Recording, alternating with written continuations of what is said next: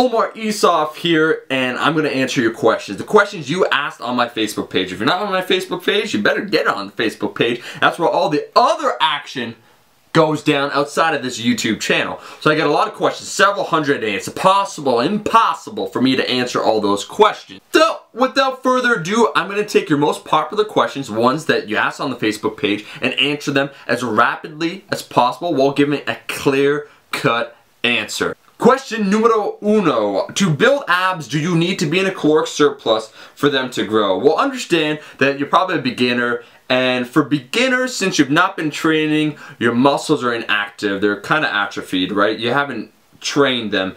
And because they've not been stimulated, they're neglected. And so when you introduce a new physiological response, new training stimulus, you're training them, then hypertrophy can occur in beginners. Because once again, they're really small. You've never trained them. They've been neglected. This only applies to beginners. I'm not saying you're going to build a six-pack. Okay? If you want to look like that asshole from Fight Club, it ain't gonna happen. You do have to be in a caloric surplus to build a sizable amount of muscle.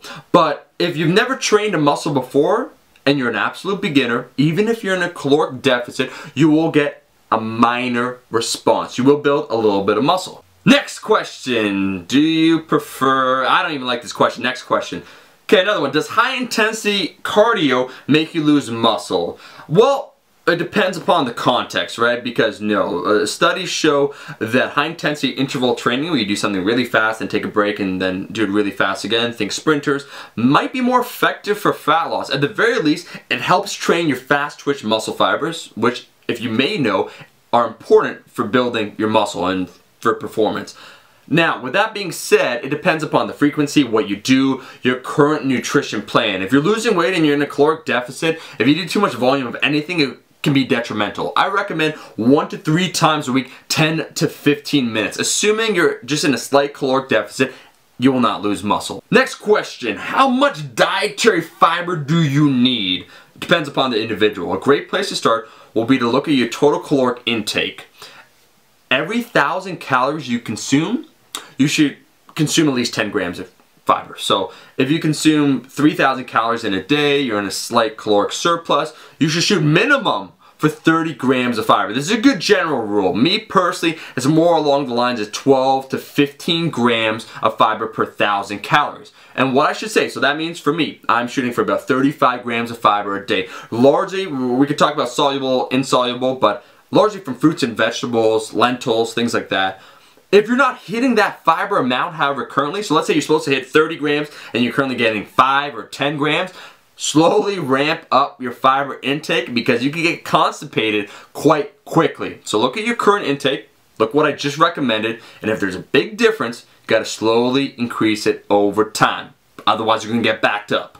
Do you prefer incline, decline, or flat bench movements for muscle building, and why?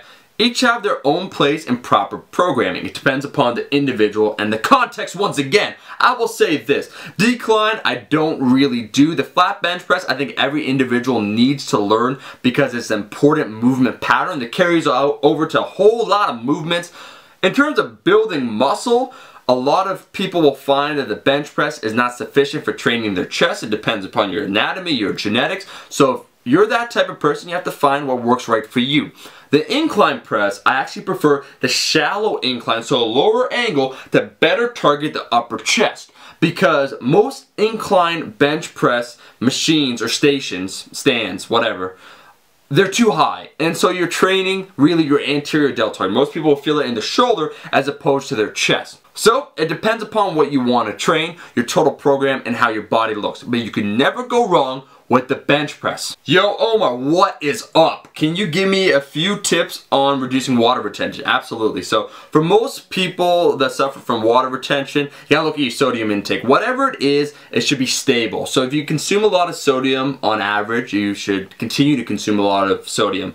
It's where people fluctuate their sodium intake and their water intake, where they'll lower their water intake, maybe have a lot of sodium for a short period of time, and they'll finally get bloated, bloated in the face. If you consume a lot of sodium, whatever level it is, low, medium, or high, keep it at that. Increase your water intake, make sure you're getting sufficient levels of potassium, And then most importantly, for some people that do hold on to the water, something like a Epsom salt bath or a sauna, something where you're going to sweat it out, can be very effective. Me personally, at least 1 to 2 times a week, I will take an Epsom salt bath, and I find that helps with water retention. Do you include condiments like ketchup in your daily intake? Wow, I almost read that wrong.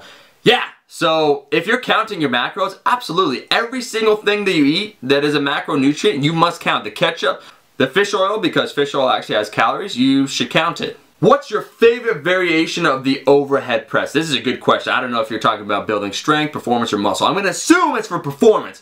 The big one to carry over, because you want to have that tight shelf space, lats to build off of. I really like it. It's a specific piece of equipment. We have it at Fortis. The football bar for keeping the elbows tucked in, high position to really blast up, get through that bottom from here up to here where most people suffer. Most people don't have that, so I'm going to say the Cuban press. Why is that? A lot of people have mobility issues, and the Cuban press helps you focus on external rotation of the shoulder, because a lot of guys, when they press, what they'll have to do, because they can't rotate back effectively, they'll arch their back. So by working on the Cuban press, it'll strengthen your external rotation, and it'll help with that bottom position to blast it up. From here, once again, to here is the hardest part for most guys. So the Cuban press. Some great questions, some pretty damn good answers. If you have a question, get on my Facebook page and post it, because I will be selecting them for another Q&A. A whole lot of information and not a lot of time. We call that quality content. Help the channel grow, hit the like button. And if you're not a subscriber, I'm only going to tell you this once in this video. You should be subscribed. Period. Good life choices. Make one today. The rest of you guys, my loyal buff army, I'll be seeing all you guys in the next video. Peace. Oh, and just a quick t-shirt update for you guys. I have some wicked designs that I just put up on the store. First off, my second most popular design, the Real Saiyan's deadlift. I got an alternate now. It's on a black tank top with the red Saiyan with the Alpha as Fuck top on. Looks badass. It's now available. So we got a black tank top, we got now a blue tank top, and finally, because it's been sold out for a couple weeks, the blue Saiyan t-shirt is also in stock. Not to mention the Keep Calm and Summon Dragon Zord, the Brady Broseph tank top, the Keep Calm and Press On, and I got some, because these are largely sold out, the Alpha as Fuck. I think I had 300, there's only maybe 30 left. The pink and neon green, and now the purple and black. There's a couple left of each. So if you want to grab the top and it's in stock and you want it shipped out, grab one before they're sold out, because it's going to be about another 3 to 4 weeks before you're able to order these suckers again. I am damn proud of my merchandise, because it only gets better. Available exclusively at rascalapparel.com.